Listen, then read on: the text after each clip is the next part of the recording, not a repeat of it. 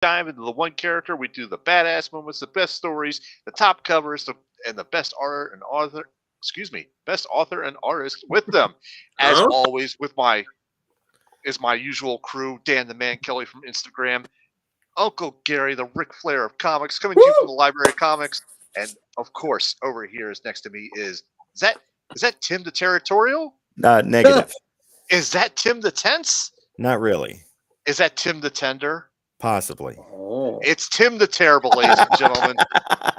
How are you guys doing tonight? I like Tim the Terribly Tender.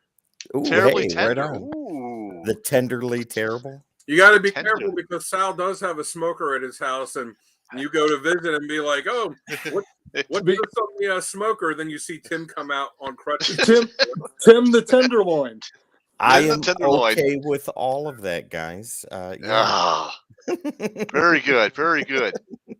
Hey, Ladies and gentlemen, I've we're said I'm sorry, go ahead. Go I've ahead. said it before and I'll say it again. I can't grill to save my life. That is one of the manly things I am not able to do. However, I am an excellent cheerleader. If you need a beer, I'll get it for you. I will keep people away from the grill so you can perfect your craft. And I will encourage you so damn hard. You will feel so good about yourself after you're done cooking. I don't. Nice. I'm not a big grill master either. I excel on the eating side. There you go. I'll say this: I can grill, but my wife likes to more. She's very specific.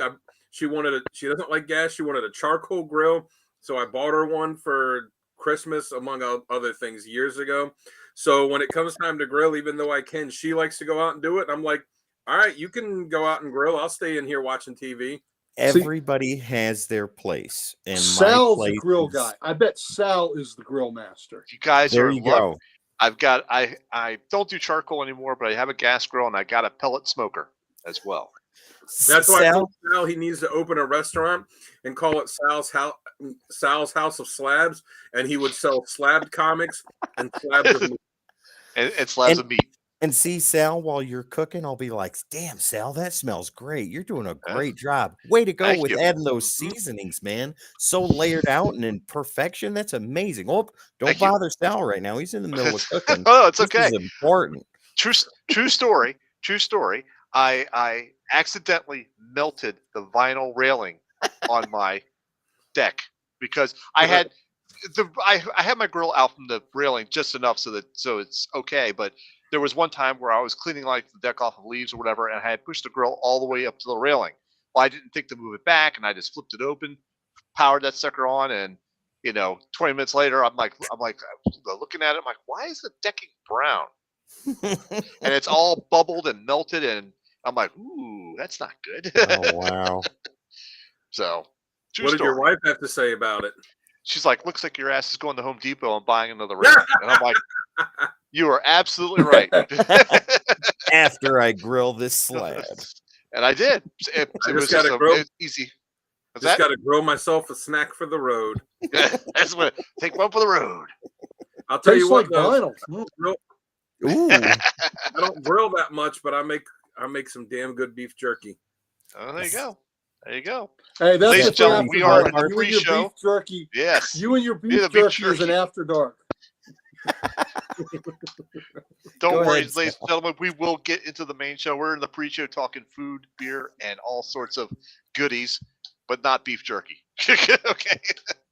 Not Dan's beef jerky. That all right? requires a different level of grill mastery. Oh, I know. We're gonna definitely have to do that for an after dark. That's one that I will be I'll be absent for. Show us your beef jerky, Dan. Hey, listen, it can't be any worse than that heavy flow shit Tim gave us last week. I was like, no, or the podcast. I was like, no, and yes, it was. Oh my god. So, Gary, if you get the pleasure of being with me on the podcast on the 29th, I am going to pick a character I am confident you don't know, and it'll be as vile and disgusting as possible. Oh, so he's going to pick someone from Savage Dragon. No. I think he's frozen. Yep. That was the perfect spot.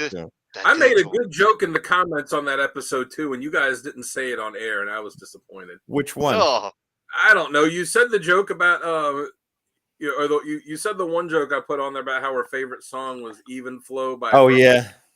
But there was some other thing I put on there, and I can't remember what it was. But I was like, "Yeah, this is good," and then you didn't say it, you moved on, and like, They didn't even acknowledge it. What a They- bunch of dudes. I don't know. I don't know where I don't know if the comments are still on there or what. but No, it was They're a funny gone. one. it's a It joke was- to eternity.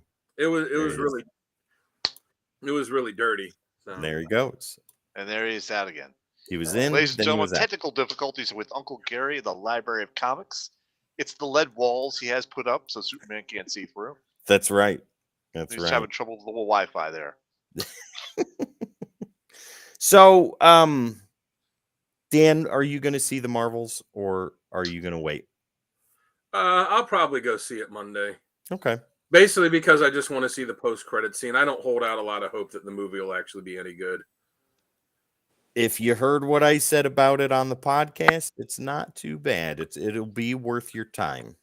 I did, but no offense, I also have to take that with a grain of salt because you Very like true. Batman versus Superman. Do what? Say that again. I said I have to take that with a grain of salt because you like Batman versus Superman. Well, that is also true. All right. I I like actually Batman did. I versus actually did Superman like too, Batman Tim. versus Superman. That you like it? Tim, Thank I you. like I it did. too. I did And like the Batman director's versus Superman. cut, the director's Oh. cut was even better. It Mhm. was, yeah. Absolutely. The director's I- cut. That Like I said, I'm not one of the people that's like, oh, I hate it because they're making movies with chicks or whatever. Like, I don't care. Like I told you, I was super psyched. Even though I'm not a big fan of the character in the comics, I liked her more when she was Warbird on the Avengers and that Yeah. like, really cool blue suit that Dave Cockrum designed. But I like saw the trailers and I was like super excited for the movie. I was like, all right, I'm going to use a PTO day because I got to use them for something. So I might as well, like, I would like take the days to go see the Marvel movies right when they come out. So like, after we had Emily, I'm like, well, I can't just go after work because now I have to pick her up. So like, I took the day off. I went to the movies. I'm in line. Like I bought the popcorn bucket. I bought the souvenir cup, all that. And I was jazzed. And I came out of the theater like,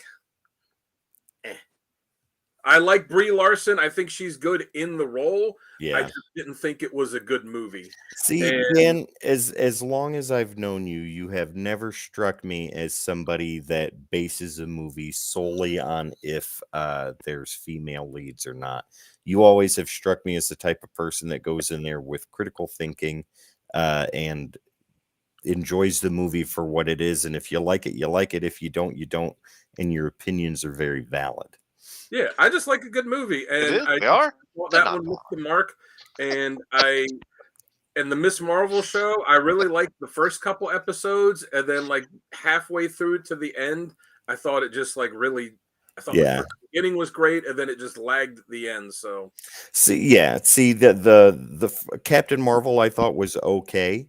I didn't think it reinvented the wheel, and I know people don't like it when I say that, but it's true. Batman The vs character I'm most Superman was excited awesome. Sapphire, that's 3 people right there. Thank you. Yeah. There you go. My main problem with the Marvel movies with the female characters is just not enough nudity. So,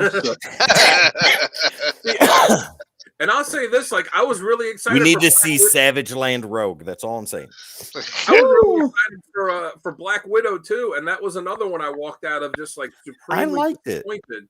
I I thought it was good. I hated what they did with Taskmaster. I thought that Yeah. the idea they had for the story was good, but I thought it was poorly executed. I love Yelena in it. I'm excited to see more of her. I hated what they did where they turned Red Guardian into like this big goober, which I'm not going to be one of these people that come on and like try and pretend like, oh, Red Guardian is my favorite character. Like, you know what? He's a knockoff Russian Captain America. I just Yeah. didn't like, he was this big goober in the movie. I've got a deep, dark secret to tell you all about the movies. Uh-oh. Well, Uh-oh. hang on. I didn't Well- hate the Green Lantern movie. So Ooh, I there didn't you hate go. I didn't love it, but I didn't hate it. But I'm on the same boat as that. I'm coming from a different perspective too, because Sal is almost with me. I remember the olden days when we didn't have comic book movies. The before okay? times. So Yeah. I'm happy to see these characters reach the screen, and maybe they're not that great, but it's just, we had Superman in 78. We didn't get a Yeah. Batman movie till 77, I thought. 89, and then 78. 77, 77. And No, we it didn't was get a 78. Batman movie What's 78? till, okay, what's 78? We didn't get a Batman movie till 89. And I'm looking that up. for a while, that movie was not going to be made. And the only way they were going to make it was to make, for a while, the treatment was going to be Bill Murray as Batman and Eddie Yeah. Murphy as Robin. Would that have been funny? Ridiculous. Yeah. Would that have been terrible for Batman? Oh, hell yeah. Oh yeah. So, Yeah. I'm just thrilled we're getting comic movies, and they're not all going to be great, but I'm going to appreciate the fact that they're putting it on screen, Mhm. So, I mean, I appreciate that they're doing it, but at the same time, I look at it, I'm like, I just want a good movie, regardless of whatever the genre is. And I'm like, if you and it's really been like this with a lot of the DC movies, a lot of Right. them after Man of Steel and and a lot of the Marvel ones in this new phase, like it's a lot more that are not as good quality wise as what they were. And it's like, if you pump out quality stuff, there's always going to be like the Martin Scorsese's out there that look down on it, like it's not blah blah blah, whatever. God damn it! Ladies Sorry. and gentlemen, Dan is very passionate. Very about what he's passionate. talking Scorsese about. really gets his goat when he makes those comments. Like, there's always going to be those people like them that just look down on it. But as long as you're doing like good movies, people will go to them. My only fear is, all right, if you just keep cranking out garbage, people are eventually going to stop going, and then you're going to just stop making them eventually. And it's not going to happen right away. It'll take a couple years, but eventually, Well, it'll happen. speaking of good movies, I bought what I think is one of the best modern comedies in a long time, and that is Tropic Thunder. Bought that yesterday. Oh yeah, Oh, that's so a great good. one. I love is a that good one. movie. The Robert Downey Jr. could not do that character today. No. No, I remember when I first heard of that movie, I was in the movie theater in Calvert County, and we were coming out. I don't even remember what we had saw, but me and my buddies had come out of the theater, and when we're leaving, where they have the big posters up for all the stuff coming out soon, and I saw the Tropic Thunder poster, and it was just the one where Robert Downey Jr.'s on there going like with the gun like this, and it just says "Get Some." And then like the Tropic Thunder logo, and I looked at that for a second. I was like, "Is that Robert Downey Jr.?" And I was like, "Huh. Well, whatever that is, I'm going to go see it." Like just based on that poster, I was like, "I don't care what it is. I don't need to see a trailer. I'm going to go see it." That is Tom Cruise's best performance ever. Oh, it's so good. Find out who that was. I tell you what, Cruise Where's the was secret? great. Cruise was great in that, but I got to tell you, I thought as Ron Kovacs, he was pretty amazing on Born on the 4th of July. Yeah. Yes, absolutely. But Tropic Thunder, his comedic chops were on point. And the meat Yeah. hands. The meat Yeah. hands. It was. I always talk with my buddies about we need to have a movie festival of movies they can't make anymore, and the first double bill would be Porky's 1 and Porky's 2. Blazing Saddles and Tropic Thunder. There you go. Yeah, there you go. Those are on there too. And the thing, the one thing Cruise came up with for that movie is it was him that came up with the idea to have the character dance. Because and he's like, I'm gonna do it. I'm gonna do this dance, and they're like, what? And he's like, and he had worked it all out, and he showed him. He's like, this is what I'm gonna do to this, and they're like, all right, go ahead. Yeah, and he wanted the big hands too. Yep. Yeah. Right on. All right. So, Good ladies thing and I gentlemen, got do you think we should be ready to go, or? It's Okay. so good out here. It's a good thing I got this nice, refreshing can of booty sweat.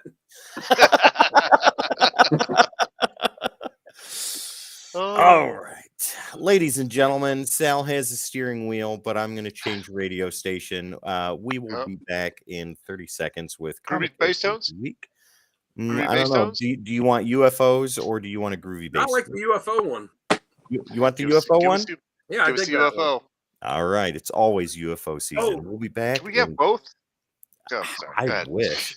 All right. We'll be back in 30 seconds.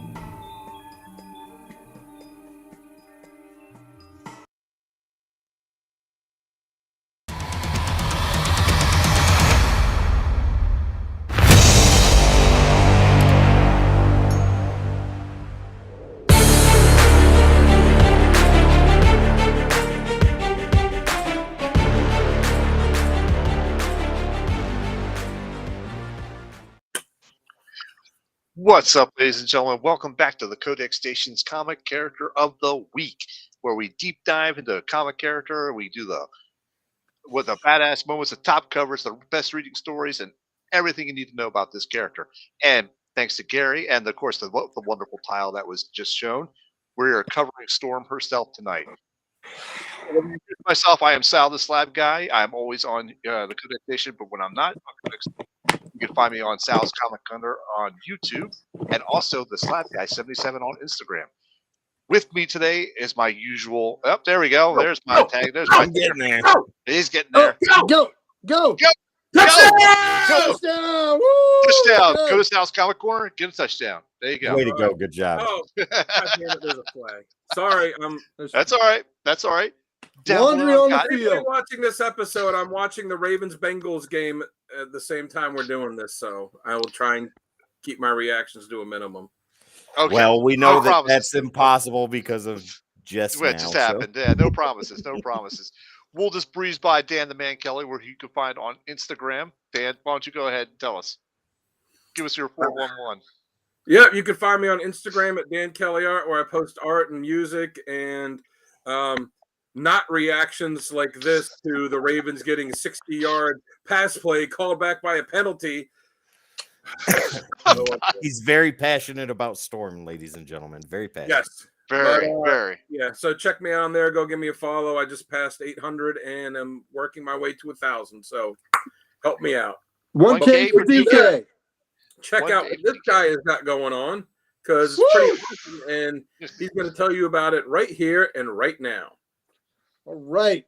Thank you for having me. I am a proud co-owner of Comic Logic. We are Loudoun County, Virginia's only comic book store. Come see us every Wednesday. We get them injections right here in the veins, baby. Right here in the veins. Build them muscles up. We get that 4-color ink. Come see us.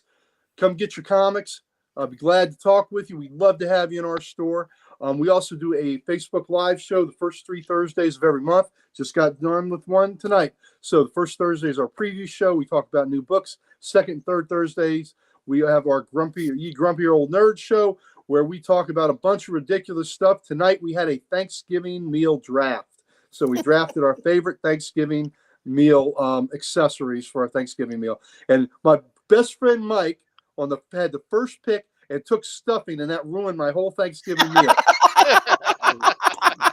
So, I think you did very well, though. I think I did very well. So it went around in serpentine fashion. So Rob picked turkey on his, and I had the third pick. So I had the third and fourth picks.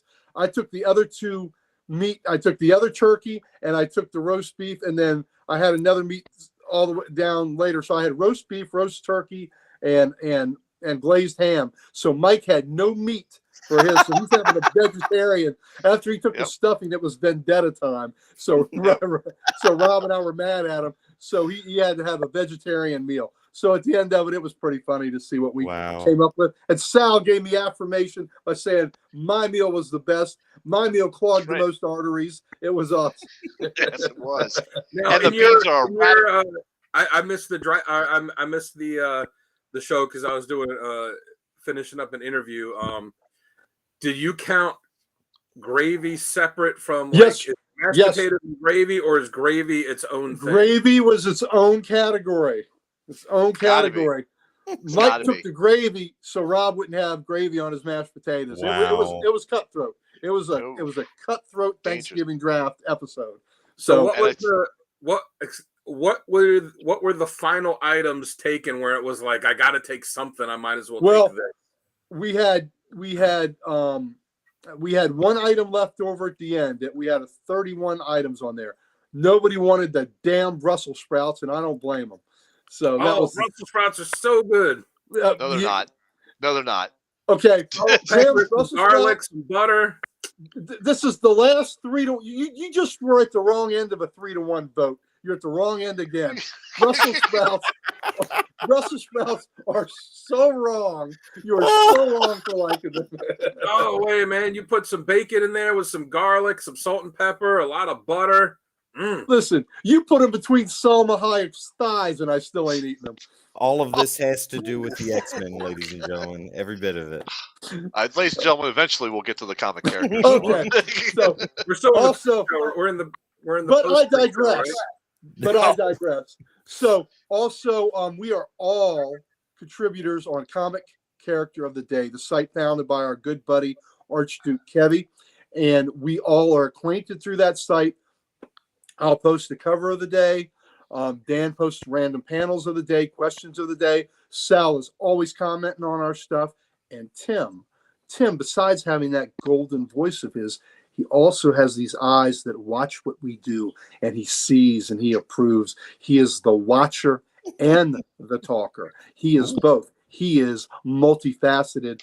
Tim the Terrible. He is hauling oats. Damn. He is Hall and Oats I and a love bag of it. chips.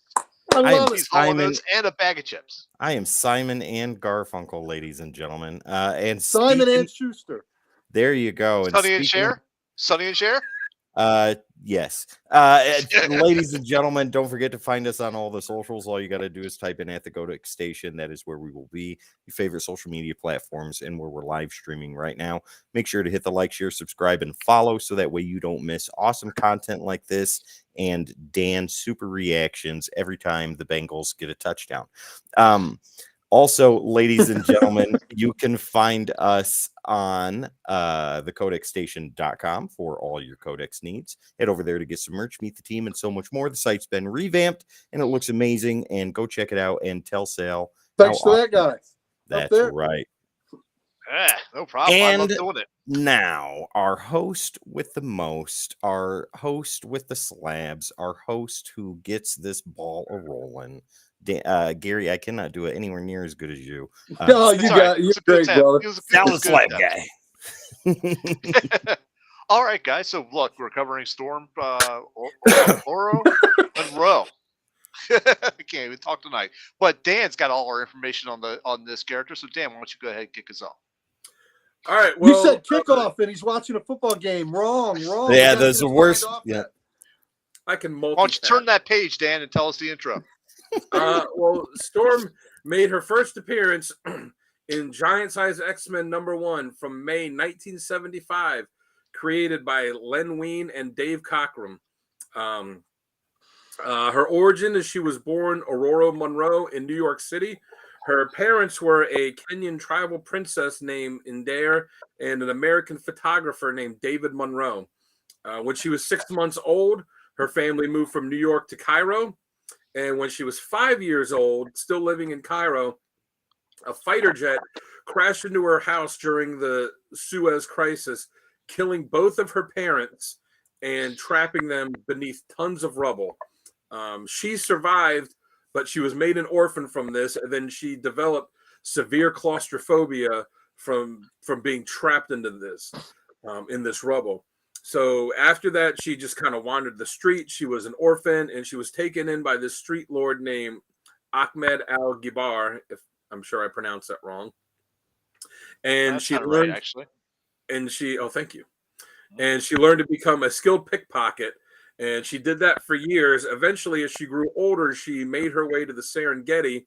And that's when her mutant powers begin to develop, where she developed her power over the weather. She was taken in by this witch priestess named Annette, who became a surrogate mother to her. And then she ended up being worshipped as a rain goddess by this African tribe. And that's where she was when Professor X came and found her and recruited her to be a member of his new team of X-Men. As far as her powers, she had touchdown! She Sorry. scored a Kenyan goal. She scored a Kenyan touchdown. Another flag. Damn it. All right. Oh. Sorry. Gotta focus, Dan. Gotta focus. Focus, Dan. As far Come as on, her Dan. powers goes, she has the ability to control and manipulate the weather and other natural forces, and all the stuff that goes along with it. The lightning, the thunder, the wind, the rain, all of it, and is really is one of the most powerful X-Men characters that there is. All right, very good. Thank you, Dan, for that and the touchdown. And the penalty was on the Bengals, so the touchdown counts. Ooh, nice. There you All go. right. All right, there we go. All right, well, before we dive into this, let's go ahead and give a shout out to our sponsor. That is W Energy. So you want to head over to www.w.gg, and then you want to type in the word code -X and save 10% on that order. This is a good, clean energy drink, folks. There's no jitters, there's no bad aftertaste, there's no sugar crash. It's a good, clean energy drink, and all of us here at Dakota Station has tried it. Mhm. Jamie's probably snorting some powder of it right now. We don't know, but probably he is. But we've all had it. We do enjoy it, and it's a good drink. So head on over there to w.gg and use the code -X and save 10%. All right. Right on. So for our first segment, we're going to go with scenarios that work best for this character. And Tim, I got you here listed first. So why don't you tell us what scenarios work best for her? I think that is a no-brainer. If anybody No-brainer. knows Storm, yeah, exactly. If anybody knows Storm, I think she works best as a team leader, and that is very evident in her career as an X-Man and as a team leader. She led X-Men, the Gold Team, if I remember right, in the That's 90s. correct. Previous to that, she became the de facto team leader after her and Cyclops had a confrontation. She defeated Callisto to become the leader of the Morlocks. She was queen of Wakanda. The woman is a leader through and through, and she's a very good one. She's somebody that... even though she has to earn her teammates' trust as a leader, once she does, they will follow her into hell and back. And I think they have And before. they have. Yeah, They have. exactly. She treats every member of her team as an equal, and similar to what Cyclops does, though I don't think she's as great of a tactician as he is. I think her passion and her energy allows her to disposition people where they're able to be used the most. Team leader through and through, that is the best thing that they can do with her. All right, I will go ahead and chime in next. And I have to agree. I think team leader is her role. It's something that's defined by her. So yes, when she earns her teammates' trust, they do follow her to hell and back. I liked it when she was Queen of Wakanda as well. Mhm. It just added another facet to her unique charm. Yeah. Charm. I don't know how to say it, but she doesn't take any shit, and that's No. that's also another factor I love about her, and I just love it when she is in charge of a large team, not the one or two people. When she's in charge of like 5 to 8 of the team members and they're in a full-on battle, she is perfect for that role. Yeah. Oh, yeah. And that works for her. So Gary, what do you got for her on what works best? All right. Well, I'm going to differ from you all a lot, and I'm going to say that she is best as a team leader. I knew it. You're going to go off the rails. Yeah. I loved her when she was leading the Extreme X-Men team. I really loved that book. Oh yeah, that was good. And I loved that team. Bishop, Cannonball, Wolverine was on that team. That was a really good team. But I really have enjoyed her arc where when they first brought her, from Kenya, she was sure of herself and her powers and her place in that society.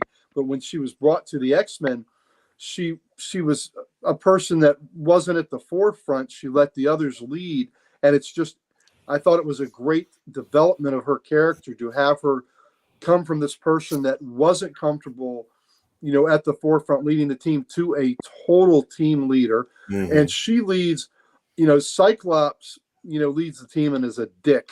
She leads the team with a lot of heart and with a lot of compassion for her Yes. fellow teammates. And there's a love there. I mean, that doesn't mean that she is not fierce. She is, when she Very fought fierce. when she fought Callisto to take over the Morlocks, that was out of love. She did that not to risk any of her teammates. She wanted it to be a one-on-one fight where she put herself at risk. So when she Right, and I think like Wolverine or some of the others were itching to jump in and help her, and she was Yeah. like, no, No. I do this alone or I don't Yeah. do it at all. That's right.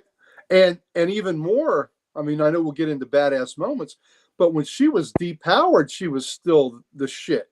She was still, you didn't want to mess Right. with her. So That's right. So team Her leader, powers but do not define her. no, her powers No. do not define. And the other thing is, way before she was Queen of Wakanda, she was regal. So Yes.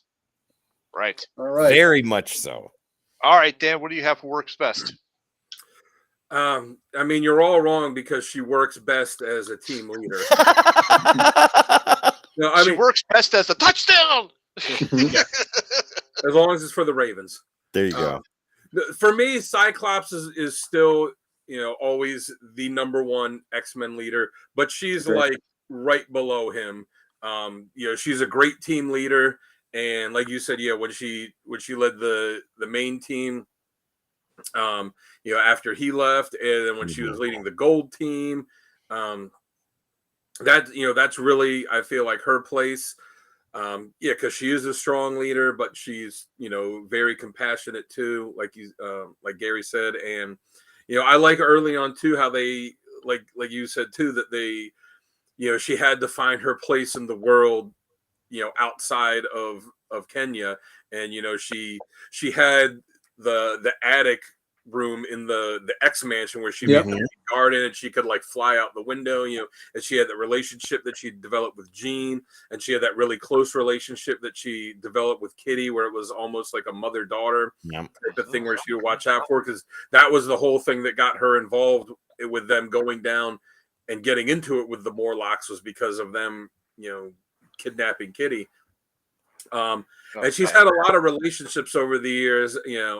To me personally, I always thought that the relationship of her and Black Panther was, to me, I just didn't really care for it. I thought it was a little just too obvious, to the point that it was almost kind of lazy. Like, of course they're both superheroes and they're both from Africa, so of course let's put them together. But she had a relationship with Forge, which is a really interesting love-hate relationship over the years. The one I like best with her, though, is the relationship she has with Wolverine. Yeah. Where this, occasional, I guess, friends with benefits type thing, but you could see how much they care for each other. But they're also so opposite with the way that, with their backgrounds and the way they approach a fight and everything.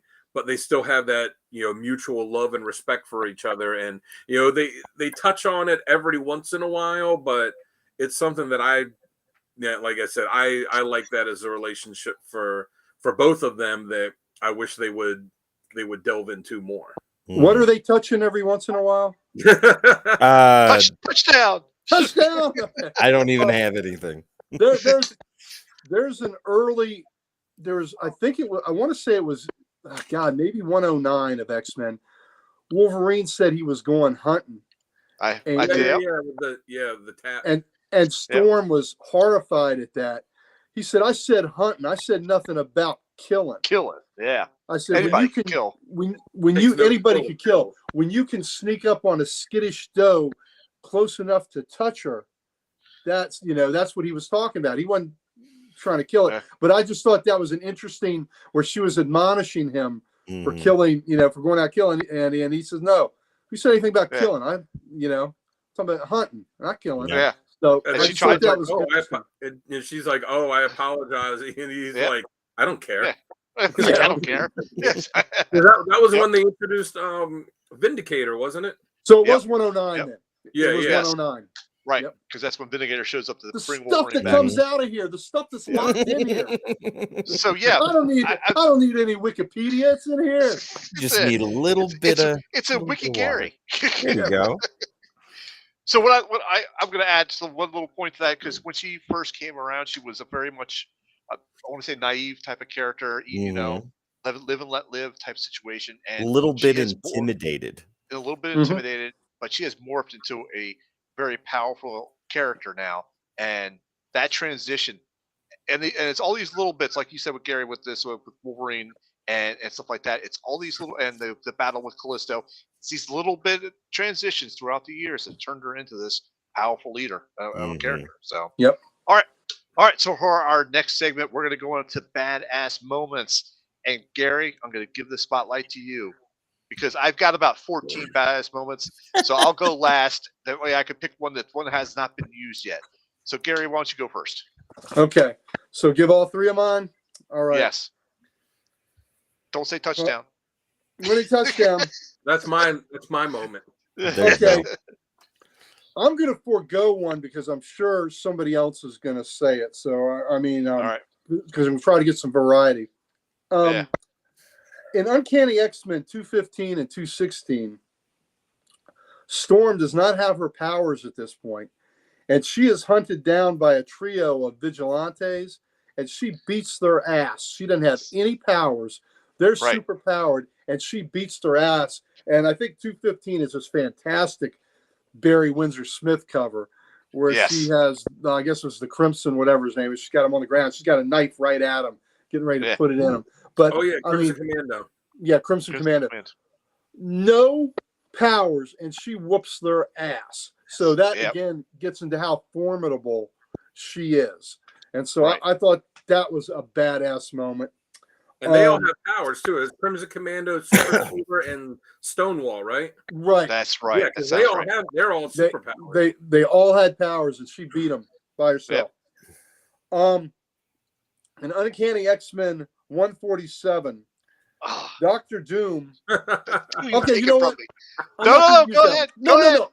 I'm not going to use it because I have another one I wanted to use, All right. and I don't know if anybody else would take it. So All this right, go isn't it. Somebody's going to have this too, but I'm going to leave that one for you.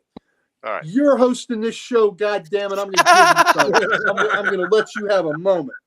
All right. right. Let me have a moment.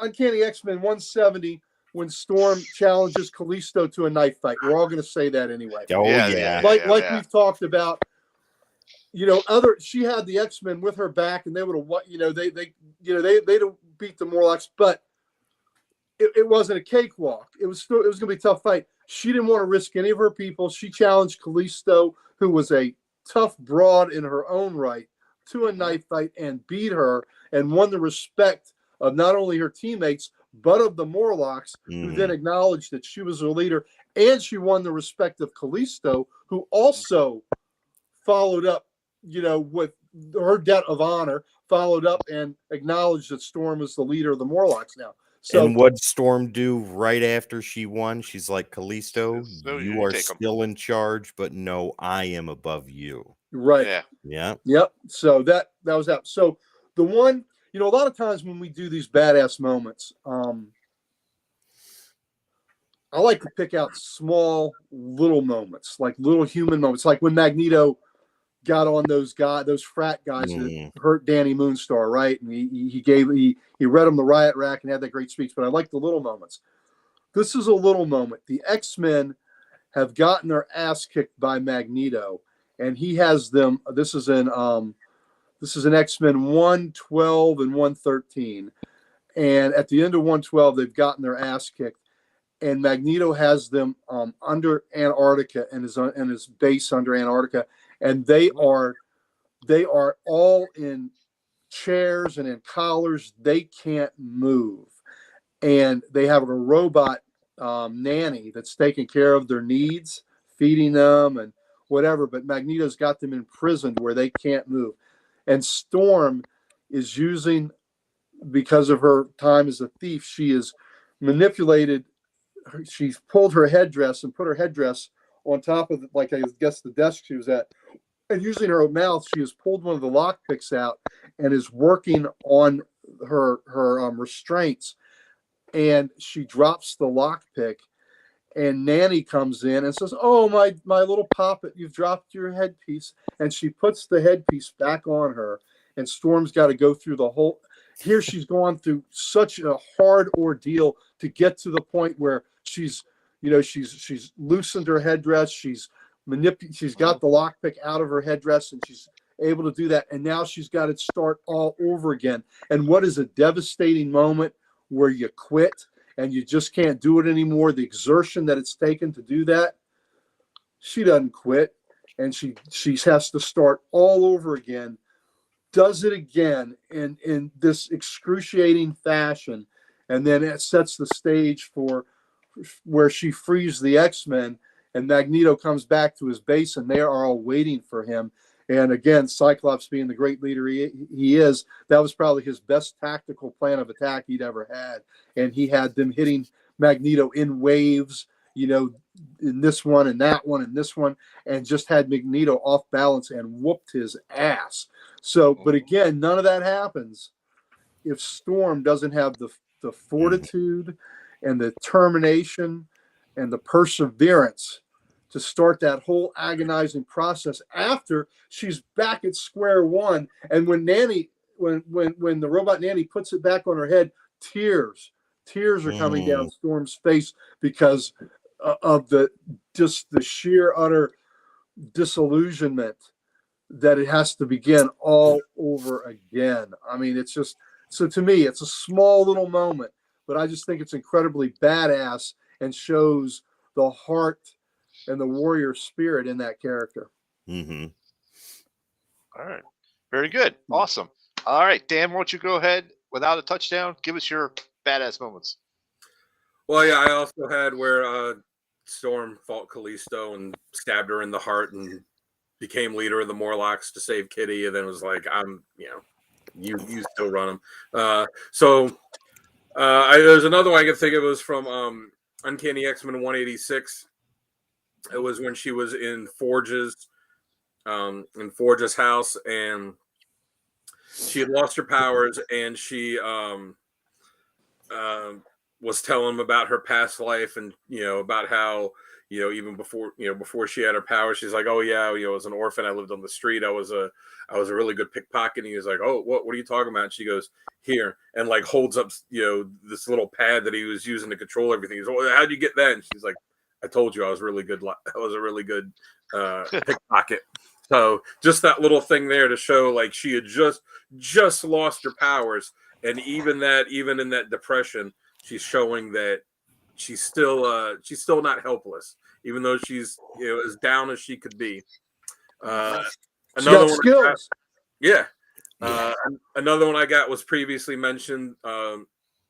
Though not as one of your moments, but in X-Men 201 when she powered, she was depowered, but she fought Cyclops for who was going to be the leader of the X-Men, and she beat him. That's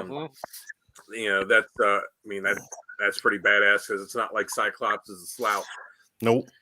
And then the last one I've got is from Marvel versus DC issue 3, when Storm was battling Wonder Woman, and she beat her by just blasting her with lightning bolt after lightning bolt after lightning bolt. And it wasn't so much that, all right, she beat her because of that, because as we all know, anytime anyone brings up something in comics like who would win in a fight, this character or this character, and it's the real answer is depends on who the writer wants to win. Yeah. Well, when they did the Marvel versus DC series, there were all the fights between Marvel and DC characters, but there were 5 of them that they let the fans vote on who was going to win the fight, and Wonder Woman versus Storm was one of them, and then it was also Superman, Hulk, Batman, Captain America, Spider-Man, and Superboy, and I forget who the 5th one was. Was it Wolverine and Lobo? Iron Man and Might have been Green Lantern. Wolverine. Yeah. What'd you say? Iron Man and Green Lantern. I don't think it was that one. It might have been Wolverine Lobo, but anyway. Either way, yeah. Anyway, so Storm versus Wonder Woman was one of the 5 marquee matchups that they let fans vote on who's going to win. And you would think, well, they'll pick Wonder Woman because she's this iconic character that's been around for so long. And that, nope, the fans voted and they voted that Storm would win. Wow. So to me, that speaks volumes. There was even a touching moment in that because I remember that. I read up more on that because I was going to use that as well. It's one of my on my list. But she actually feels sympathy or empathy for Wonder Woman as she's blasting her. She's like, "I'm sorry, sister," and she just lights her up. So it's a very empathic thing of her. Yeah. Oh, yeah. And then after that, when they did the Amalgam universe, they combined the 2 of them. That's true. Yeah. All right, Tim, give us your badass moments. Parroting pretty much what all 3 of you have said. The battle between Callisto and Storm, I think, is tops on the list, or pretty darn close. That is a major defining moment for the character. If you haven't read the issue, the cover is very iconic. It has Storm on one side, Callisto on the other, knives in between, and it is such an amazing comic book. That right there. We'll see that later too. Yeah, oh yeah. I remember in X-Men the Animated Series, they did a very good job bringing that in animated form, like pretty darn close. Right. And it's just a huge story. Uncanny X-Men 201, where she's fighting Cyclops for leadership of the team. That's amazing. Just about any issue where it's her centric that focuses on her, you get to see her in all her power and glory. But in an alternate universe, in Dark Ages, she, by sheer will alone, the abilities that she has, moved a helicarrier across oceans to save refugees. And when she was told to rest by T'Challa and told to take a break, you can only save so much. What did she say? She said, "No, I will save them all, and I will go back out there and I will fight Apocalypse." And she did, and it was amazing. That is, I think, one of my favorite modern badass moments for Storm.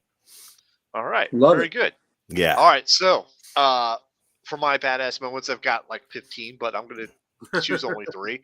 I'm going to parrot the battle with Callisto because it's a very epic moment in her character as she progressed, becoming more than just the naive rain goddess out of Africa. But one of the scenes that really sticks out, or I remember in my head, is when they decide the battle and Callisto's like, "We're going to fight with knives," and she throws the knife to her, and she's just like, boom. Like grabs it out of midair, like ready to fight, and I'm like, "Oh, okay, that's pretty badass." That's where you realize Callisto underestimated her. Yeah, that's right. Mhm. She was probably dropping a few bricks in her pants right there, and the actual fight, she does stab her through the heart, and they mention in the comic that if it weren't for Callisto's healing factor, or they had a healer there, that it would have been fatal.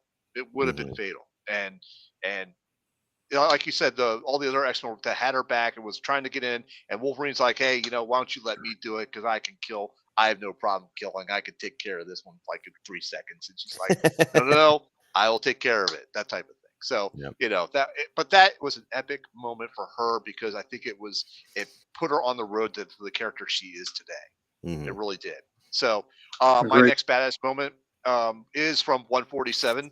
Dr. Doom has encased her in a skin made of, like a chrome type of skin cover. Now she has claustrophobia, like we said before, and the X-Men are at Dr. Doom's castle. He's put them through all these tests for Arcade's pleasure or whatever it was, and I think it was Wolverine that notices. Oh, not not Wolverine. Dr. Doom notices that there's a storm brewing outside, and him and Wolverine get into the fight, and he's like, you got to release Storm now, or I'm gonna put my claws through your faceplate.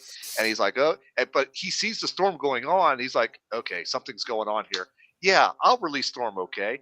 And he releases her, and she comes out, and she is just rage, pure rage when she comes out of there. I think the actual title of the book was called Rogue Storm, and she actually just starts really going bonkers, in this issue. Like she is ready to kill anything and anyone that comes across her path, and it is actually Colossus who talks her down, and he reminds her about Jean Grey, who fought her demons and lost, she has to fight her demons to win, and that kind of like brings her back down to a a normal level, and she's able to calm herself down and still win the fight, but then let everybody know that I could have wiped up everybody with this. Go ahead, Dan. Touchdown! And Colossus, who was like a brother to her, Mhm. Yeah. like a little Yep. brother. Yep. Right, like in the beginning, a lot of the X-Men were hitting on her and stuff, and Yeah. Colossus wanted no part of that. Yeah. Right, exactly. So for my last, oh come on, I have two more. Can I go one extra? Let me Yes, go one you extra. Sure. Let me, okay, You're the host. All of them that have not been mentioned yet. okay. So in Amazing X-Men #2, she is, she's in hell, right? And they went after to find her, Nightcrawler. So they went into hell, and pretty much the story said that her powers do not work in hell. So effectively, she's powerless inside of hell. So she just like tears through these demons, right? And they, there's some more coming, and she just picks up a mace from a demon the demons she's already killed. Picks up, she's like, "Send more demons if you got them. I finished with these," So that was just a badass moment for me. And the last one I've got is in I think this was her first solo series. Was #1. It was in 2014. She That's not her first. there's a That was it's not the first one. that was the third one, I think. Yeah. That was the third one. Yeah, it was I volume didn't three. write down what volume it was, but there's a tsunami coming in, and she is Yeah, holding it's off the volume tsunami three. with 3 individual tornadoes, and then she still Wow. has the time to acknowledge a child who recognizes her as the Queen of Wakanda, and still talk with her as she's doing this as well. So that in itself is just amazing to me. Multitasking. Yes, Multitasking for sure. that's why she's All a right. good leader. Can I Yes, say too? I'm indeed. surprised that none of us, me included, that none of us mentioned when she basically became the new Thor. True. Yep. Yeah, she did. When She she did. like She had, lifted Mjolnir. yeah, Yep. when she had the hammer and Yep, and she used that to destroy, I think, something else, like another. What's the story? How's the story go? She uses that power to destroy a fake Mjolnir that was controlling the situation to save the day or save Hmm. Thor. That was X-Men Annual 9. I There it believe. is. Ah, Yep. yeah, okay. Art Adams. If we art, did- too. and no one brought up, and I have it here. No one brought up the one where she fights the Brood Queen that's implanted in Charles Xavier. Come on, There's a that's cover so cool. dedicated to that. There's a cover Yep. dedicated to that too as well. There it is. All right, so there you go. Yep, there you that's go, it. Tim. Oh, yep, There you right go. there. Perfect. It All was right. hard for me to narrow down the covers to put in the spinner rack, so I have a whole other stack of Storm covers here that I didn't have room for all of them. There's a lot of good Storm covers out there, that's for sure. Tone here says Oh, Storm Tone. is the sauce, She's more than just the sauce. Tone, she's everything. and that Yep. Storm literally snuffs out Vulcan. Yep. She does. She did. All right, so let's go ahead and go to critiques. And Dan, why don't you go ahead and kick us off on that? Oh, I'm sorry. Turn the page on that. Don't kick us off. My critique isn't so much with her character in the comics; it's in adaptation of her. Mhm. One of the things that what I watched when I was younger was X-Men the animated series. I absolutely hated Storm's character on there. I hated the way they portrayed her. She was so overly dramatic that she couldn't just use her They were power. all dramatic. I will No, use but the no, power of the blow weather. away this evil. It was always some like weird little speech thing when she went to use her powers. It annoyed me so much. So as much as I liked the character in the comic, I just couldn't stand her in the animated series. And then she was Okay. just wasted in the live action series. She was just in the movie. She was just so underused. There was Oh, we're so not- much we're not even they gonna- could have done. Yeah, we're not even going to talk about the movies that she's been in because those have been. But you had an Academy Award-winning actress playing this great character, and you're just going to give her, this, Who had an accent that was dropped in the second movie. Yep. and you're just going to have her like give this stupid one-liner about what happens to toads when they get hit by lightning, and Yeah, I know. yeah, it was just a waste. But yeah, so that was my thank you, Tone. Thank you, Thank Tom. you, Tone. That's You're the my man. criticism, her overly dramatic representation in the animated series. All right, Gary. How about you? What don't you like about her? I'm going to have to say the live action, how they, just underutilized her, especially in the first X-Men movie. That she wasn't the focus, and I was going to say that stupid line too. What happens to a toad when it gets struck by lightning? Same thing happens to everything else. It's just so stupid. I bet So, whoever wrote that thought they were being so clever. and it was just No. stupid. Yeah, the best line in that was, "How do I know it's you? You're a dick." That was Okay. There Yeah, we the go. best one. And then when he had the one. claws and he just put Yeah. both of them down, had the middle one. Yeah, Well, after he what was destroys their the line where metal they detector. had the black leather outfits? And so I said, "What did you expect? Yellow spandex?" Yeah. Yeah. Yeah. So just how she's been depicted in live action, I haven't enjoyed it as much. I don't really have any complaints about her, how she's depicted on the comics page, because I think it's been a great evolution and a Yeah. great arc, and I've got nothing negative. Okay. How about you, Tim? I think I agree, like with Dan and with Uncle Gary. Her portrayal on film, though the actress Halle Berry is effing amazing. Yes. She was even good in Catwoman, even though it was a terrible movie. Her portrayal of Storm was great, but she was incredibly underutilized. And let's not even talk about the portrayal of Storm in X-Men Apocalypse. Incredibly underutilized there too. They had the 80s look down really well, but I don't ever remember her being a Horseman of Apocalypse or anything like that. That's just nitpicking at that point, but it's really not, because it was terrible. Oh, you mean when the X-Men fought Ivan Ooze? Yeah, exactly.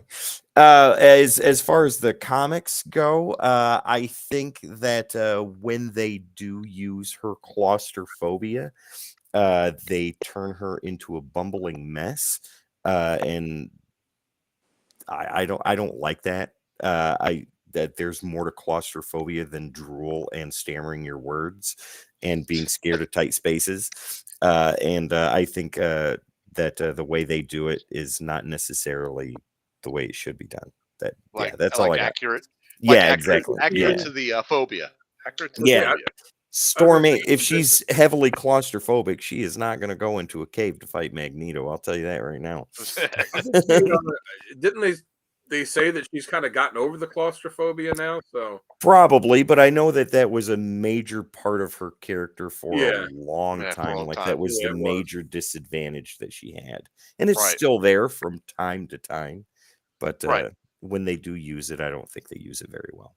if you want to see a brutal way that they use it, I forget the issue number, but it was in the original What If series when it was what if Jean was still Phoenix and she's Dark Phoenix and she's fighting the X-Men and she's like basically killing them all one Mhm. way or another. And the way that she killed Storm was she just lifted this big chunk of ground, put Storm in the hole, Buried her alive. and then just put the ground back on top of her, and buried her alive. Wow. Claustrophobia, like that was just brutal. Wow. Yeah, that was. Well, there you Okay. go. So for my critiques, I'm pretty much going to echo what you guys said. Tim, you brought up a very good point, and I had thought of this as well. I don't think they represent the phobia correctly Mhm. in Storm, but I think they did overutilize it in the beginning. They don't overutilize it now. It was like every Well, other see- issue, she was terrified. Right. And the only thing I don't like, and this is not about the character, but if she's not leading a large team, I feel like they don't do anything with her. They just push her to the side, or Like push they her don't know what back to do with her. like they don't know what to do with her. Yeah. And it's like, no. She needs to be leading the team. She needs to be in charge. She needs to be front and center. And when she's not, it's like it's an Mhm. afterthought. That's not right. That's Yeah. not right. All right. So for our next segment, we got top covers. Oh, my favorite. And I'm going to kick this one off for top cover. So why don't you bring mine up, please? You got it. There we go. We got that X-Men 170 right there. The Battle of Callisto, Battle for the Yeah. Morlocks, the leadership of the Morlocks. There you go. I can't even say that right. In the center, I've got of course, the Alex Ross Timeless variant because that's just way I like the way Storm is drawn. She's elegant. So That they is one draw- of the most gorgeous representations of her out. exactly. And then I would have picked that one, but I knew you guys were. So. That's why I didn't pick it, because somebody Yep. was going to get it. Well, I had to. And then, of course, this is the first issue from her first solo series. But she is showing, you can see the power in her hands. You can see the lightning Mhm. going around. And this is actually a foil cover. So the title's in foil, the lightning's in foil. And this was just a badass cover because it's showing the power she has at her hands. 90s I needed oily that. goodness. Yeah, I And was I- just going I- to say that, Dan. I love the 90s foily goodness. So, all right, Yeah, I Tim, do why don't too. you show us your covers? It was Okay. the 90s, man. If it was an issue 1, it had some kind of gimmick cover to get you to buy it. Right. And it I did. usually And I worked. did because I owned that one. Okay, so here are mine. Let's go with Uncanny X-Men 201. That is a classic cover Yep. with Storm in the forefront. Yeah. Fighting against Cyclops, if I remember right. Uncle Yep, Gary, she yep. is depowered at this Yep. time. Yeah, She she Yes. is. Depowered. Exactly. And she Yep. still won to lead the team. And let's not forget the Mohawk. The Mohawk is Yeah. amazing. That It was is great. wonderful. The cover box with the question mark is great. Yes. Yeah. This is it. There's so much buildup on the cover alone that Mhm. you just have to grab this issue, and Right. it's wonderful. Yeah. Go ahead. I was gonna say, you remember when she first showed the Mohawk to Kitty, how Kitty just kind of freaked out on her because she had changed Yeah. so much. And it's like What? she's like, it's still me. I just Yeah. changed my hair, you know. Yeah. She is clad in leather, a sleeveless vest, a mohawk, and she is ready to take no shit. Yeah. He's going to have the Mohawk from the animated series when they bring it back, X-Men 97. Right Oh, on. nice. Very good. Let's go with the center cover, Uncanny X-Men. I can't see the number. I think it's 290. 290. Yeah, 290. I almost Uh, picked that one too, Tim. That's a great cover. This It is. cover is a modern classic. This is Wiley Sportasio's cover. I know I say his name wrong every time, but I like the way I say it. And until he corrects me personally, I'm going to say it that way every time. But anyways, this cover is famous for a lot of reasons. Some of it being that the rain is not depicted as rain. You think about that however you guys want to. But with that being said, the cover is amazing. This is Storm in the 90s. She's gorgeous. She's beautiful. She's in control of what's going on. She is up in the air. She is in wide open spaces, catching her breath. This cover says a lot. And when I was collecting in the 90s, this cover was a very prominent cover in my collection. I love this cover, and it was homaged years later in the modern sense again, and I think we'll see that with someone else's covers. But next, there it is. Dan, I nobody knew can it. see it. I can Yep, see knew it, but the next cover is Stanley Art Drew Malau's from Storm #1. That is a gorgeous cover in itself. And if you notice with her hair, it is twirling around like a hurricane. vortex of clouds. Yeah. And I love that minor attention to detail, like all of that. The whole cover is working, and it's working very well.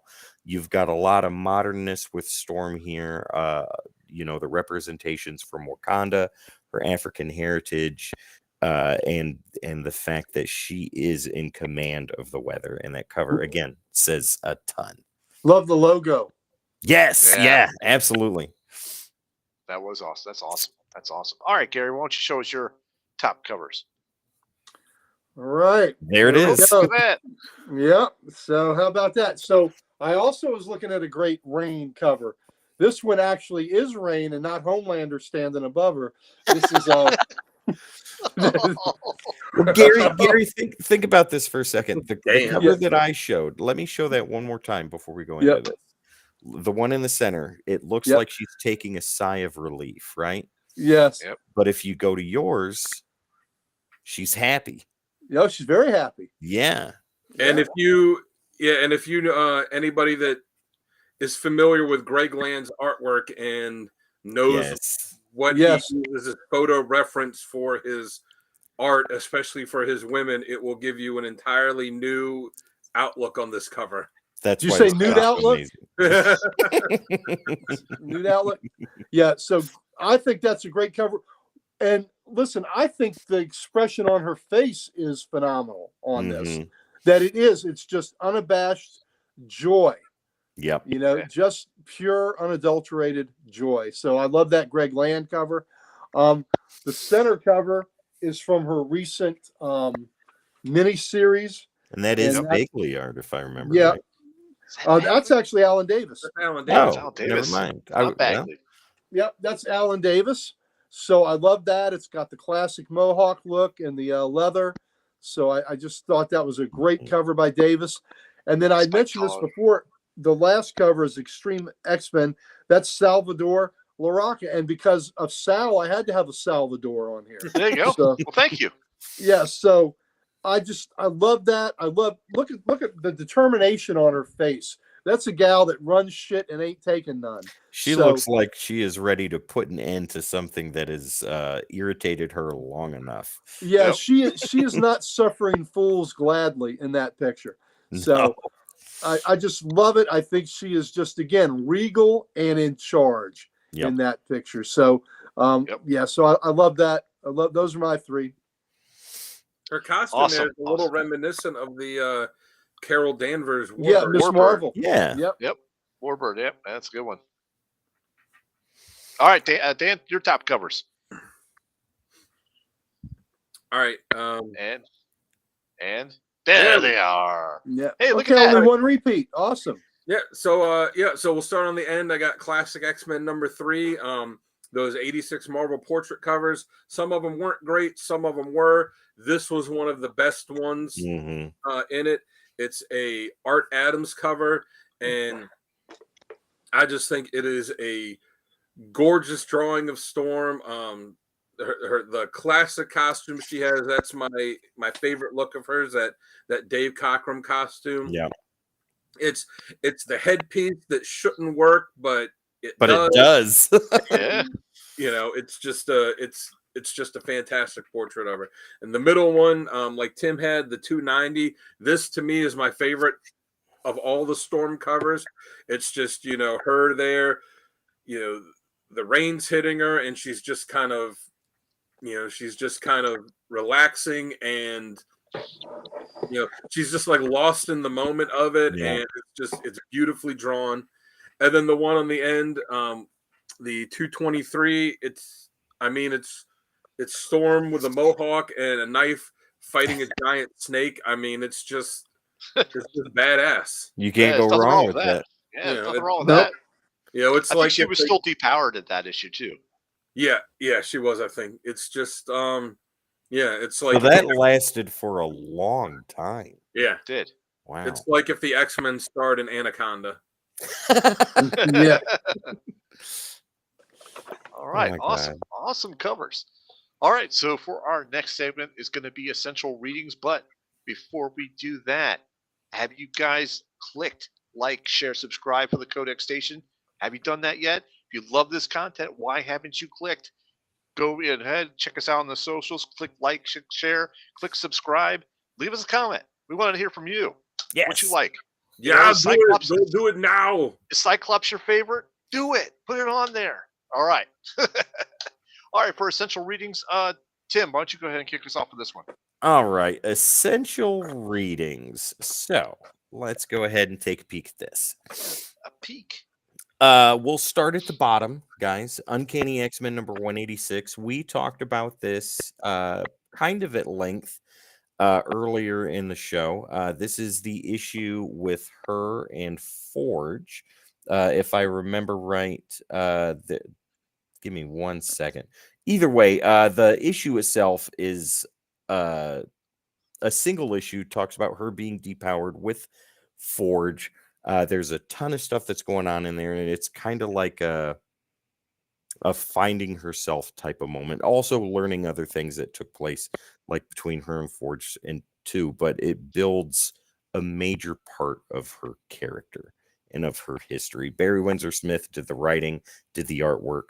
It is absolutely gorgeous and one that I highly recommend. Let's see here, 186. I'm going to find it because I'm looking through right now just for the name of the story. It is called Life Death. Yeah, a love story, and it's wonderful. Moving upwards to the center, Uncanny X-Men 281 through 283. Even though that is a Bishop story, Storm is at the forefront of that, because when Bishop and the other two from the future come in, Storm is the one that confronts them. Storm is the one that talks to Bishop. Storm is the one that initiates the X-Men defending and eventually bringing Bishop into the fold. And 283 has her on the cover with Bishop standing her ground, and is absolutely amazing. One I highly recommend.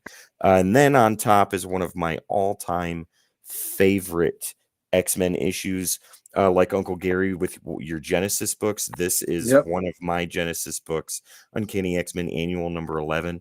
It is a one-shot, and the villain dies at the end. Spoilers. But it's a book that you have to read, and Storm is the leader of the X-Men at this point in time. And basically, this guy, this mystical being, is searching for this crystal that he can't get to. And he's tried with other creatures and beings before, and they all die, and he knows they're going to, but he takes all of the X-Men, and that is Storm, Wolverine, Rogue, Psylocke before she became the Ninja Assassin, Captain Britain, who is there at the time, Kitty Pryde, I believe she's there too, and Longshot. I think I already said that. Either way, the issue is amazing, and you get to see Storm stand at insurmountable odds. One of my favorite scenes is the two warriors of the group, Storm and Wolverine. They both stand there. They both know what's going to happen, and they look at each other, and they just out of nowhere give this long, passionate kiss. And then Wolverine is like, all right, I'm going to go scout. See you later. And she leads the team inward. It's absolutely amazing. I love this book. A lot of people don't like it, but I fucking love it. And you should read it too. All right. Awesome. Awesome choices. Yeah. Thank you. Very good. All right. Dan, why don't you go ahead and give us your stories now? He's listening to the football game. Oh, yep. No, I was fumbling with the phone actually. Yeah, so like Tim, I also had Life Death. I had parts 1 and 2 on it. So the first part's in Uncanny X-Men 186. The second part is in 198. There's no really action or anything that goes on in them. It's just very much a character-driven story. It takes place right after she lost her powers, and she was taken in by Forge, and she's starting to develop a connection with him, and then she finds out that he's the reason that she lost her powers, and she finds out a lot of stuff about him and how he lost his leg and his hand in the war. And it's just it's a very good like I'm saying, it's a very good just character story. And then they followed up again in 198 with part 2, which was it was a second part to it that was different than the first part, but still the same kind of vein. It's her depowered and trying to find her way, and same creative team too. Yeah, Claremont same creative. Yeah, Same creative team, and they're both very good stories to read. Where, like I said, you're not going to get a lot of action, but you're going to get a lot of character development. Mm-hmm. And then I got 145, which you guys have already talked about that too. With her and Dr. Doom, and how she is already talked about a lot. So she essentially saves the X-Men, and she just unleashes a fury on Doom. Makes this massive weather event, and then defeats him, and then later on it was revealed that it was a Doombot, but still Yep. it was badass. And then Sal mentioned it earlier, from 2014, the first issue of Storm, of her Volume 3 series, where she broke up the tsunami using the multiple hurricanes. Well, I just listed the whole series on here. I think it was 11 issues that it ran for. I can't remember the exact number. I want to say it was 11 or 13. It was an odd number, but it wasn't very long. And I just really enjoyed that series. It's her solo, but she it does still have some of the X-Men in it. Wolverine popped up for a little bit in issue 2, and you kind of got to see that relationship between them. It's her going off and doing her own thing, and I really liked how they used Beast in it too, where he was almost like tech support for her going out and having her own adventures. But it was good to see her in her own book, for the most part, away from the X-Men, and it's just a really entertaining read. Yep, and that was 11 issues. 11 issues. Yeah, I couldn't remember if it was 11 or 13, but I knew it was right around there, and that it was an odd number. Very good. All right, so we'll go ahead and jump to mine now. I'm getting it. Getting there. There we go. All right, so the top one, Worlds Apart, 1 through 4. This was a good story with it's when she gets married to Black Panther, T'Challa, and she's now dealing with not only being queen, but she's also helping fellow mutants out, and also dealing with a lot of stuff like that. And of course, there's the Shadow King that influences Black Panther as well. But it leads, so this kind of opens the door to the conflict, or to the ending of that marriage between Black Panther and Storm. But still, this was a good series to read, because I thought the way the story progressed was really well done. So this is something to check out. Next, of course, we've all hit this one now several times, like beating a dead horse. So bam, bam. 145 to 147, Rogue Storm. Yep, they went into to rescue Arcade, in fact, and this is where Doom traps him. And Dr. Doom is kind of like romancing Storm as well, and flirting with her like there's no tomorrow. Actually, I think I did a panel of that on the Comic Characters of the Day page a while ago. But yep, I'm not going to say any more on that. But that's just a great story to read as well. And so then I've got all of us mentioning it, this saying you really need to go out and read it. Yeah. Yes, exactly. And for my last one, I have, this is the one, X-Men number 170, which I had the cover for. The story's called Dancing in the Dark, but I just feel like this was a pivotal moment in Storm's progression of a character to becoming really the definitive leader of a team and as a person. So this is something that you have to check out as well. And rounding it out, Gary, what you got for us? All right. Let's see what I picked. See if I remember them. All right. So Aurora, before the storm, dealt with her early life and, the death of her parents and her, her survival as a street urchin on the streets of Cairo, and, onto her, onto how she ended up in Kenya. So I just think that's a essential reading to get, the backstory of the character in a really nice, I think it was 4 issues on that. So Aurora Before the Storm. Again, Uncanny X-Men 186, and I probably should have put part 2 in there too, 198. That, the Chris Claremont and Barry Windsor Smith story, the two of them together, it was just a heartbreaking love story. And it was just dealing with this new love in her life and the loss of her powers, which happened at the same time, and there's a connection between them that is just heartbreaking. So just as Dan said, no superhero stuff happened in there, but it was character development issues that were just wonderful, just beautiful. Those are the kind of issues that raise this medium to an art form. So issues like that. And then also like Sal just mentioned, X-Men Worlds Apart 1 through 4, where she's the Queen of Wakanda and she's dealing with that newfound responsibility. And it was just, that was an epic story in scope and scale. And, it showed, it showed how capable she was of doing things on a large scale, basically by herself. Mm-hmm. Yep, I agree. So those are my three. Awesome stories. Awesome stories. All right, jumping into the last segment of the evening, and that is Sonny chimed in too. Said he also enjoyed Life Death. Sono There the we go. Writer. Soto the Writer. Thank you very much, sir. Thank you, Sonny. Appreciate it. Appreciate the input. All right, for our next segment is Best Artist and Writer. I And think it's Gary, safe to say Claremont is the I think he only might writer. be. I think he might be the winner here. But Gary, why don't you kick us off first and give us your best author and writer, artist? Excuse me. Artist or writer? Okay. Which one? Both. Both. Both. Give us My both. Give best us all. writer. There's this guy, a little known guy named Chris Claremont. Yeah, he's written a couple X-Men books, I think. Just and, one or two, I think. He was just like one a or two. Yeah, ghostwriter.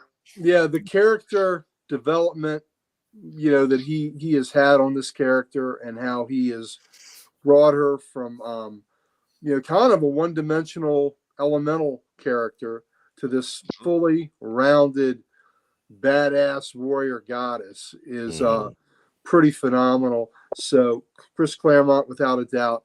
My artist, I put a lot. This one wasn't so easy, but I go back to a book I really loved. It was Extreme X-Men, and Salvador Larroca was doing the art, and I love it. And he's a Sal, so I'm trying to get points with my host here.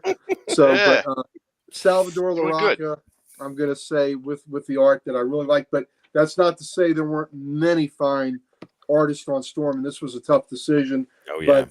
But I'm going to go with Larroca. All right, very good. All right, Dan, how about you? Yeah, to echo Gary, just about any X-Men character that came over the span of about a 20-30 year period. If you're going to pick the best writer, Chris Claremont. Mm-hmm. He took these characters that were introduced in the one issue in Giant Size X-Men that, for the most part didn't, and granted it was one issue too where you're introducing a bunch of characters. So it's not like Len Wein had a whole lot of room to expand on them, but he took all these characters that didn't really have a lot going on for them and built them into full-fledged, like living, breathing kind of characters. So yep. And what he did with Storm and the progression of her character and her personality from where it was she started to where she is now was just fantastic. And it's not like it was something, he wrote X-Men for decades, so he had plenty of time to build this over time. So yeah, so I've got to go with Claremont for the writer. And for the artist, I initially was going to pick Dave Cockrum because he designed the character, and especially her original costume, which is still my favorite of all her costumes. And, Cockrum was a fantastic artist, but ultimately I did have to go with John Byrne. Yeah, I was right. I was right there. And a side note with the Cockrum stuff, and I didn't know, Dan, you and I have talked about this. Those characters, had Cockrum not left DC to go to Marvel, Storm and Nightcrawler would have been in the Legion of Superheroes. Yeah, and the one character, I forget what the character's name was that was in the Imperial Guard, who the costume was originally designed for Legion, that it was designed that was going to be a new Wolverine costume, and that's why they had Wolverine wear it. Fang. No, it's not Fang. Fang. Yeah, Fang. Yep. And look at Storm's costume, how reminiscent it is of Saturn Girl's costume that he designed. Mm-hmm. And Nightcrawler's costume, like Chameleon Boy's, with the shoulders pads and all. So it's just interesting how it's one of those great what ifs, that he went to Marvel, and then those characters that were bound for the Legion end up in two of the most important X-Men characters, ever created. So, and we are thankful for that mhm. to Yes, this indeed. day. Yeah, because it was going to be a team he developed. He called the Outsiders, that was going to be part of, a Legion kind of spinoff, and DC Mhm. said no thanks. And Marvel was Yeah. like, we'll take it. Yep. All right, Tim, why don't you give us your Ah, thought, guys? We've said it in other episodes. We'll say it again. I'm parroting what Dan and Gary have said. Chris Claremont is the only choice that I can Yep. think of as best writer. There are other writers that have done a great job, but Claremont is the best, and there's a reason for that. I won't go into any more about that. I mean, if you want to hear more about Chris Claremont, check out Rewind 10 minutes, or check out any other episode where Claremont is mentioned. Or Baltimore Comic Con. Yeah, exactly. Yeah. So, yeah, Chris Claremont. As far as artwork goes, there are several that have done a great job. John Byrne's great. Salvatore that you chose, Uncle Gary, is wonderful too. I think Wiley Sportasio is a great choice, but I think for the modern era, or at least in the 90s when the X-Men were hotter than the sun, who else but Jim Lee? Jim Lee did a Good choice. beautiful Yep. job. Yeah, Jim Lee did a beautiful job on the X-Men in general and on Storm in particular. I'm looking at the cover of X-Men #1 with her cruising right to the center, and it looks amazing and wonderful and gorgeous. Yeah, Chris Claremont, Jim Lee, all the way. There Can't you go wrong there. Great Nope. choice. All right. No, can't go wrong at all. Well, you guys are completely off base. It's Chris Claremont for the writing, okay, and Jim Lee for the art. I love it. Love it. I can't say any more about that, folks. It's these guys have said it all. The story writing by Chris Claremont has been phenomenal for this character. Jim Lee's art, I kind of like the best. There's other ones like Paul Smith and of course Mhm. John Byrne and stuff like that. Mhm. They're very close. They're a very close second. You know what I'm saying? It's really a toss up or a toss of the coin to choose. But I did go with Jim Lee on that. So, Yeah. all right, folks. I do believe this wraps up our episode. Good stories, good covers, good badass moments. We love this one. This Yes. is a great episode all around.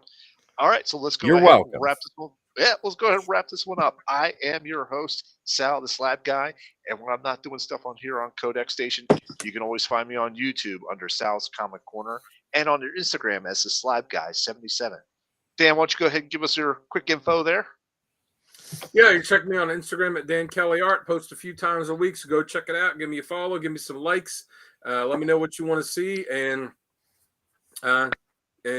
yeah, basically that's it. That's all. basically, that's it.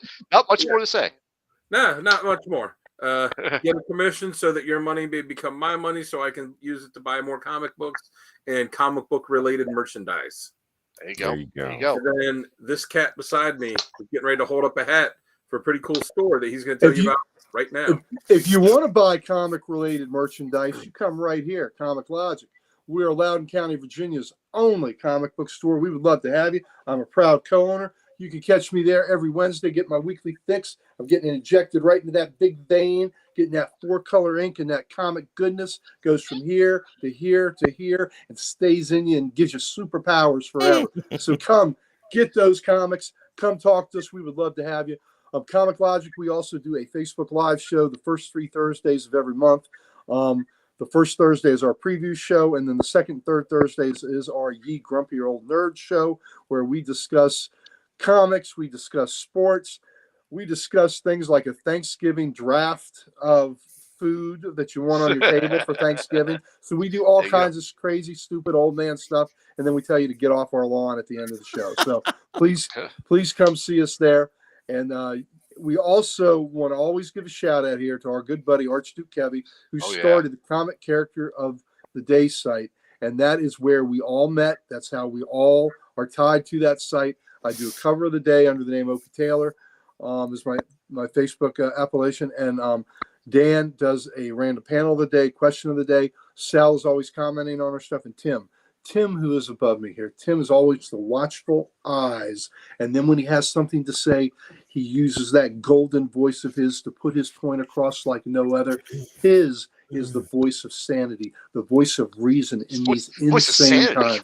Whoa, He is whoa, the whoa. voice- No. Keep going. He It's is okay. the voice of sanity, of clarity. He is the voice that gets you home on those long journeys when you are driving late at night. He is the one I'm going to turn the radio dial to, and he's going to take us home as the last one here. Ladies and gentlemen, Sal, as always, you are a glorious host and a gracious host.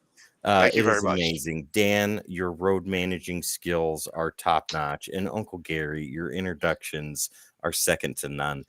They are beautiful and amazing and wonderful. Ladies and gentlemen, tuck your kids in tonight. Make sure to check under those beds. And if you see a storm cloud coming, just know that the goddess of thunder is there to water the grass and to give you a little bit of a song from nature to put you to sleep. Don't Yep. forget to find us on all the socials, ladies and gentlemen, at the Codex Station. That is where we will be, your favorite social media platforms, and where we're live streaming right now. All you got to do is hit the like, share, subscribe, and follow so you don't miss content like this all the time, every time. Also, ladies and gentlemen, make sure to find us on thecodexstation.com for all your Codex needs.